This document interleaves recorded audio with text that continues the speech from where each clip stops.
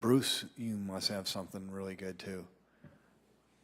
Of course I do. It's Bruce Danielson, and I guess I'm here to entertain you too. Yep, I'm going to call to order the meeting of the Sioux Falls Parks and Recreation Board, our January meeting. I thank you all for coming today. Rita, we have a roll call and determination of the quorum, please. Lori Lindquist, Here. Jim Stavanger, Here. Ann Noctigal, Here. Todd Sundley, Here. Patty Abdullah. Here. We do have a quorum. All right, thank you. You have the minutes from the Friday, December 14th. That's right, it was a Friday. No wonder Wednesday seems really strange now, too. It's going to be a while before Wednesday seems like our official meeting date, because it's been Tuesdays for forever. But you do have the minutes from our Friday, December 14th regular meeting of the Sioux Falls Parks and Rec Board. They've been distributed. Are there any additions or corrections to those minutes? If not, is there a motion to approve? Move to approve. Second. All right. Roll call vote, please. Lindquist, Yes. Stavanger, Yes. Noctigal, Yes. Sundley, Yes. Abdullah. Yes. Thank you. All right. I would just say, for benefit of the camera, anyone that we have here that is from the general public, an introduction quick, I guess. Justin, that would probably be you. Yep, Justin, Arlt Landscapes Management Group, and the golf courses, city golf courses. Okay, thank you. And no one else here for public input today. Report of the standing committees. This is short and sweet, too. We had no agenda items this month, and so none of the standing committees met in January. No unfinished business.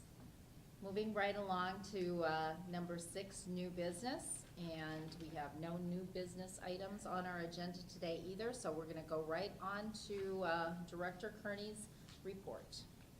Thank you, Lorraine. We had, as you know, no new business items, but we do have some updates that staff and I will provide to try to keep you up to date about what's been going on with the Parks and Rec Department over the last month. Just a note that the second reading of the ordinance on eliminating the language about controlling drones in city parks was before the city council last night, and they did approve that.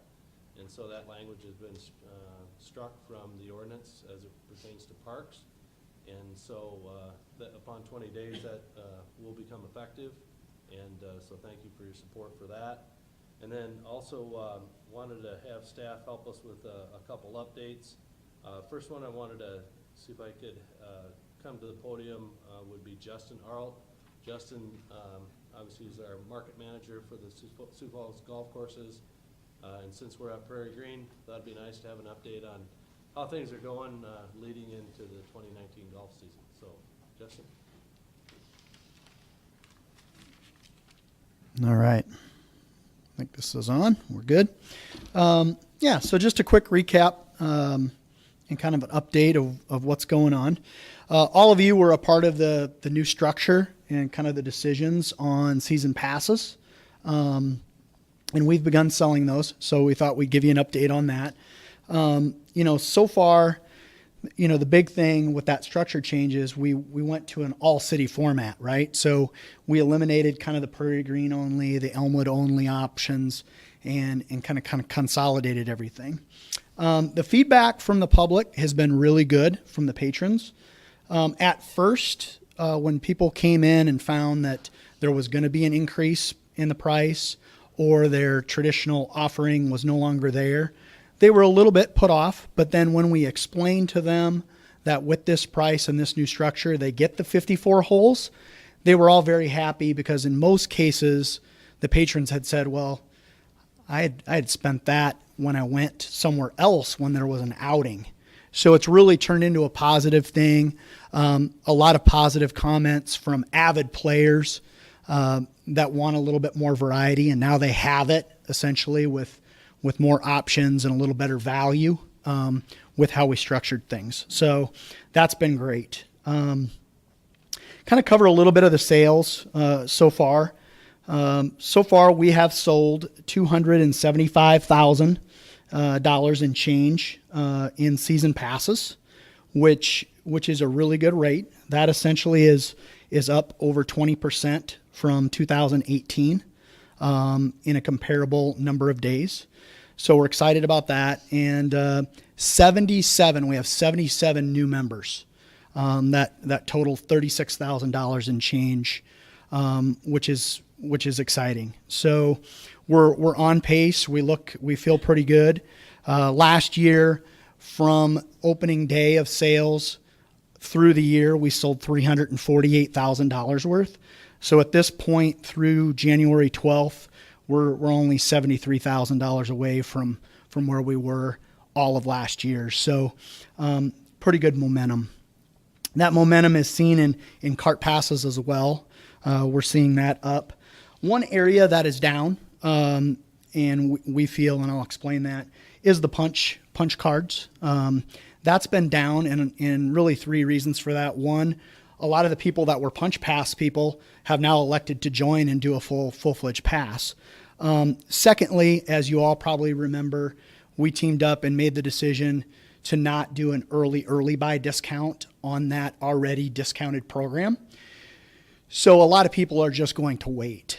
We've spoken to them. There's really not an incentive for them to come in November and December and buy, but they're planning on doing it. They're just going to wait until the season gets closer, and maybe they get a tax refund and so on and so forth. So those numbers are down, but we feel that we'll catch up as we move forward. So, in total right now, if we look at our core avenues, which is basically season passes, punch passes, and cart passes, if we combine that right now, we sit at 10% above where we were last year at this time. So we feel pretty good. Other things that you've probably seen through emails and social media, some staff changes that we're excited about. We've promoted Danny Sinkson from the head pro spot at Elmwood. He's now director of player development for all three courses. So he's going to spearhead our teaching, our clinics, our junior golf tour, and he's going to be at all the facilities, not just Elmwood. And that's his cup of tea. That's his strong suit. He's an award-winning teacher and developer. So we're excited about that. And then we promoted his long-term assistant, Chad Veery, is now the head golf professional at Elmwood.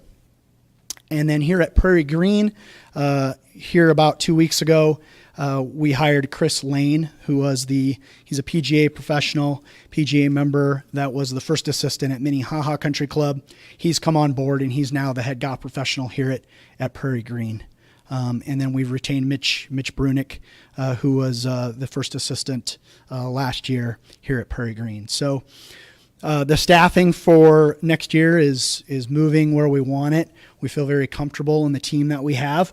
We're just moving people around in spots that we feel is going to be best for not only their skill set, but for our services and what we want to achieve. So that's all I had for an update, but I'm more than happy to answer any questions you all have about anything in terms of last year or maybe moving forward in 2019. Well, we would probably be remiss if we didn't ask a little bit about the fire. Yes. Any updates that you might have on that? Yes. I spoke to the lead. Our insurance is through Allstate. The city's on the building is Travelers. The investigators have kind of been out. I spoke to ours today. At this point right now, we don't know anything new. They hope by the end of the week that they'll have some sort of idea, and then we'll move forward with the insurance and whatnot.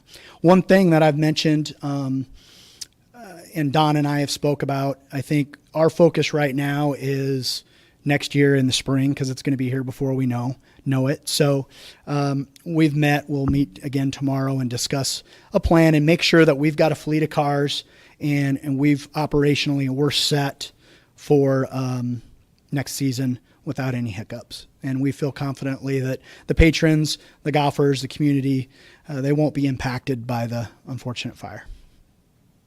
Does that include some kind of a temporary facility? Yeah, at this point, what we would do is I'm working on a temporary gas fleet of cars because realistically, we're not going to have a cart shed with electrical capabilities.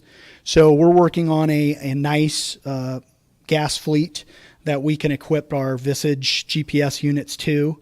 And then we've also talked about a temporary fenced-in area for security, maybe some type of a canopy over the top. Something that'll just get us by for spring or potentially the whole year, depending on decisions on how things move forward. So since that's temporary, are we gonna discuss potentially the pro shop and the clubhouse and the cart shed? Is that all gonna be talked about in one big thing, or are we just gonna go try to replace the shed? I know that's getting ahead, but. Yeah, I think, Justin's definitely on the right track as far as we're concerned about having some temporary solution for this summer, because anything between now and the start of the golf season is not gonna get done. So we're really looking at trying to get through 2019. And then as we enter those CIP discussions that we'll have in the coming months, as well as our city budget process, be talking about, whether or not we try to proceed on a clubhouse, cart shed, combination type project, just cart shed only. It's just kind of yet to be determined. Kind of want to let the dust settle a little bit on the investigation, find out, where the insurance shakes out, both on LU's side and our side. As you know, it was in the 5-year capital plan for design, and knowing that it was kind of the last thing to do at Elmwood as far as bringing it up to the standard of the golf course that we have there now. And so we've just not entertained those discussions with the finance team or the mayor's office at this point, and we'll continue to have those conversations. But all that's on the table right now, Todd, and we're just, again, working on a short-term and then ultimately a long-term solution. Thanks, Justin. Okay, thank you. Just a couple other updates. We did receive one proposal on the Overlook Café RFP. Stensland's was the proposal that we received. Looks like a very good proposal from what we can tell. And so we'll be probably placing that on your committee agendas for this next month, so we can weigh in on that and look at running that contract through. We're kind of in a negotiation phase right now with Stensland's, but I would say it generally mirrors what Rhonda had in place with the Overlook Café, but we'll bring you all the detail and talk through that with you. But certainly, the reputation sounds very good, and I don't know a lot about them, but I've heard really good things about them. So we're excited about that, and Jackie will take the lead on that and help and navigate those waters along with finance. Also wanted to share with you that we've continued to work on the Emerald Ash Borer response plan. Just asked Kelby if he'd kind of come up and give us some updates on how we're doing on that front. All right, thanks, Don. Yeah, we are still actively out removing ash trees, although not today. Our forestry crew is at the Arborist Conference, which is being held at the downtown Holiday Inn. And I spoke and gave them an update on our response plan this afternoon as well. But if you remember, we had planned to remove 500 trees from the park system in 2018 and 2019, and we're already there. By the end of 2018, we had removed 481 trees out of the park system and had ground out 434 stumps. So we're keeping pace with the stumps as well. The street tree removals will begin soon. Last night on the consent agenda, the council approved 6 of the 10 lots that we put out for bid. It's going to be about $632,000 for those 6 lots, and that'll get about 1,200 trees, and that leaves about 900 trees for us to remove then on the streets. So that's pretty good. We're in good shape because the grapple saw is here. We trained on it last week. We have been out working with it at Upper Sherman Park and plan next week to move it on to Elmwood Golf Course to help with training and remove some of the ash trees there. We have also hired our urban forestry specialist, Brian Peterson. He started with us on the 7th of January. So he's dove in, head first, and he's neck deep in a lot of this stuff already, which is really good. So we're excited to have him on board. And next week, we will interview for park service worker, which will be the final piece of the staffing. We've already hired our park forestry caretaker. Service worker will be the last piece of that staffing plan. The other contractual piece that we've got out there is we're working on a contract for street tree inventory. We received 4 proposals, 4 very good proposals, and those have been scored, and we're now working with the top one in contract negotiations to get that done, and that's going to cost about $184,000. So we're right in line with what we had in the budget for about the $825,000 in contractual services for 2019. Any surprises so far? No, that was one of the questions I got today too. It's we're learning some things and maybe should have done some things better, like the tagging of the trees that were treated. We should have got on that sooner. That's one of those things in hindsight, we didn't know that. But really about the biggest surprise is that the trees that we marked were so big. You know, they averaged 28 or 25 inches in diameter. We expected 18, so they're a lot bigger and uglier than what we thought we were going to find. What's the response been like from the public? I know you probably fielded some questions from homeowners about it. Yeah, response has been good. There were a few trees that were mismarked, and we had some people who didn't want their tree removed. They were going to treat it this coming year, so we worked with them to make sure that it wasn't on the removal list. But in all, it's been a very positive response. Thanks, Kelby. Thank you. And I know many of you have been starting to get contacted by Pros Consulting, our comprehensive plan consulting firm. Tori, would you mind just giving us a little update on some of the upcoming activities we have with that plan? Sure, thanks, Don. As you're all aware, we kicked off the Park and Rec System Comprehensive Master Plan in around November of last year. Where we're at right now is we have already done the inventory analysis, which is analysis of all the parks and facilities that we have in the park system. We've also had interviews with our staff, doing a SWOT analysis, which is a strength, weaknesses, opportunities deal, and that's part of the plan, getting what our staff thinks about the park system and what we do good, what we do bad. Now we're moving on to the community input phase, and got a pretty robust lineup coming. Pros Consulting will be coming from Indianapolis for the 2 days, January 22nd and 23rd. We have 6 focus group interviews lined up for those 2 days, and those will take place during the day. We put out about 120 invites.